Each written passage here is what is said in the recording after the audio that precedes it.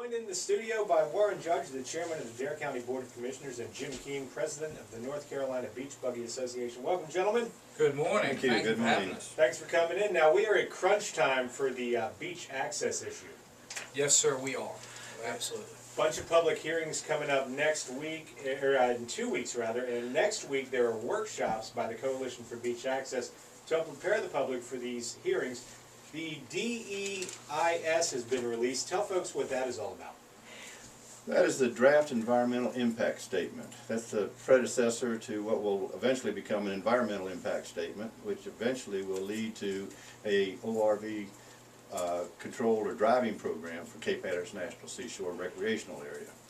So even though it sounds preliminary, it will all be wrapped up in about a year's time, even though we've worked on it for 2 years already. And as part of this, they've recommended 6 alternatives. What are some of the different alternatives they've put out? Well, basically there's A, B, C, D, E, and F. Alternative A was to leave it like it was under the draft plan put out by the National Park Service, went all the way up through the Park Service, down again, fully vetted, approved by U.S. Fish and Wildlife Service, and a program that was working relatively well. Then along came a group, Southern Environmental Law Center, Audubon, and Defenders of Wildlife, thought that program wasn't quite strong enough, and they sued the National Park Service, Department of the Interior, etc. That brought about what is called the consent decree, which we've all been suffering under now for over a year. The consent decree is alternative B.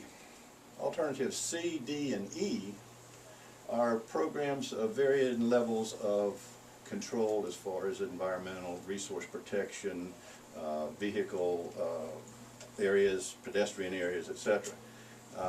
Those are those 3 programs. And then there is alternative F.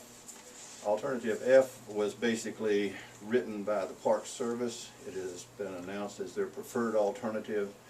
It's probably the alternative that they'll certainly want to put into effect, even though they say on that alternative that it was created as a result of REGNEG, which was a program we spent 15 months working on.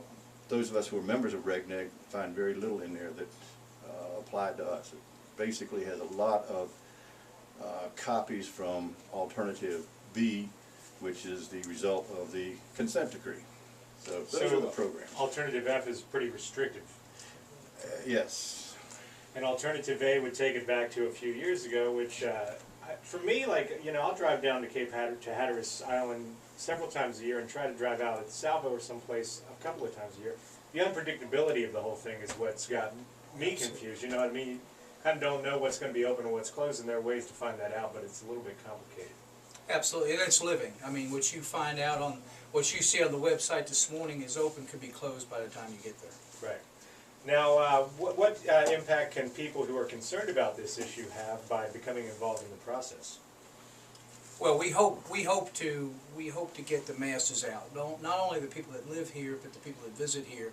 And there's opportunities, 3 different opportunities locally. One in Ocracoke, one on Ocracoke Island, one in Buxton, one in Killable Hills, and then in Raleigh. We know we have a lot of folks that live in the Raleigh area that travel down and vacation here. So Raleigh might be an easier alternative for them. And then one in Hampton, Virginia. And Hampton, again, is in kind of the huge area for us. That tidewater to Richmond to D.C. area that is so valuable to us as part of our visitor base. And hopefully that meeting is more convenient for them. And we can get folks to come out, talk about the alternative F, make their comments, the problems that are in alternative F, the restrictions that are punitive and far too excessive, and greatly limit access to the Cape Hatteras National Seashore Recreational Area for all people. The special environmental interest groups have tried to make this a driving on the beach issue, but this is not a driving on the beach issue. It is an access for all to the beach issue.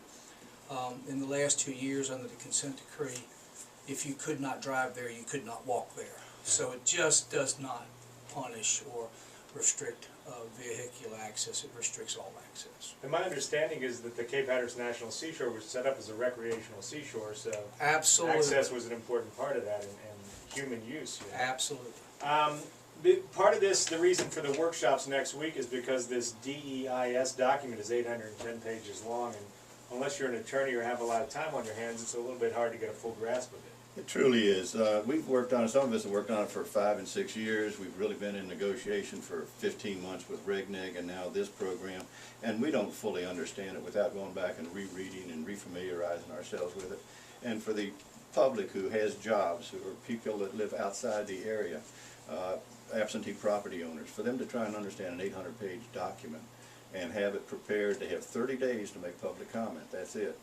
And to read it, understand it, make comment within a 30-day period is quite unreasonable. So we've asked for an extension. We've been turned down once, we're asking for an extension again to allow them to do that. So these meetings, we're not going to tell people what to say. We're just going to tell them how to say it, as far as what procedures they have to go through, how they have to present their findings or their requests to the National Park Service, and try to convey to them the fact that it's not a session to go in there and holler about not being able to go on the beach. It's a session to go in there to the Park Service and tell them what they think is wrong with this DEIS and what needs to be improved. So from the perspective of the Beach Buggy Association and Chairman Judge, the county, the preferred alternative would be A right now, but from what I'm reading and hearing, that's not that likely.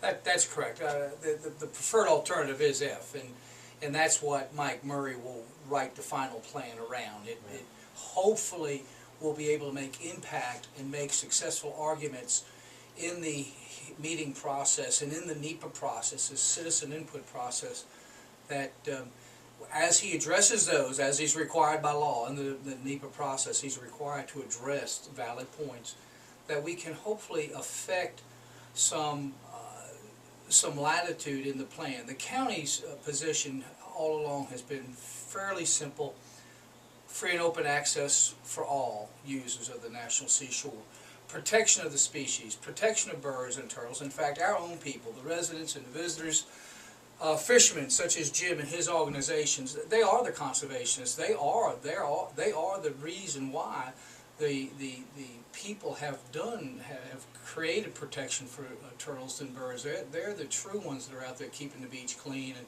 protecting the nests, both of turtles and birds, not these special interest groups that hide behind the law and bully the Park Service. We support the protection, we support access, simple things, corridors through the closures to the parts of the beach that are open. And this is, Matt, if there's one point we can make, that this whole open and closed issue, when we testified in Congress a couple of years ago, the Southern Environmental Law Center tried to make it out that I was incorrect when I was talking about the no ability to get to Cape Point, arguing that Cape Point's open, Cape Point's open. Well, sure, Cape Point was open, you just couldn't get there. Right. And the buffers are excessive, they're punitive. They are 5 times what the National Recovery Acts call for. They holler on one side of their mouth, they're calling for science. On the other side of the mouth, they're not even looking at their own science for protection.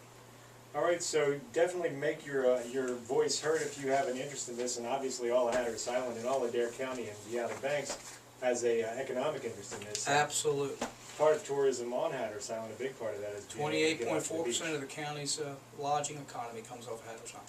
PreserveBeachAccess.org is the website to find out the dates. The Coalition for Beach Access workshops start next Tuesday in Buxton, then Wednesday in Ocracoke, and Thursday in Philadelphia Hills. Public hearings start Monday, April 26th in Ocracoke. All the details at PreserveBeachAccess.org. Thanks for coming in, guys. Thank you, man. Chairman Warren Judge from the Dare County Board of Commissioners, Jim Keene, the president of the North Carolina Beach Buggy Association, talking about beach access, an important issue here.